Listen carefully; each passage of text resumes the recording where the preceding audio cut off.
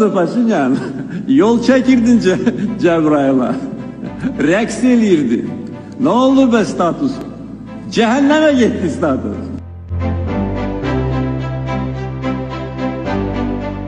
Əziz həmvətənlər, bugün Cəbrayıl şəhəri və Cəbrayıl rayonunun 9 kəndi işğaldan azad edildi. Bu tarixi hadisə münasibəti ilə bütün Azərbaycan xalqını ürəkdən təbrik edirəm.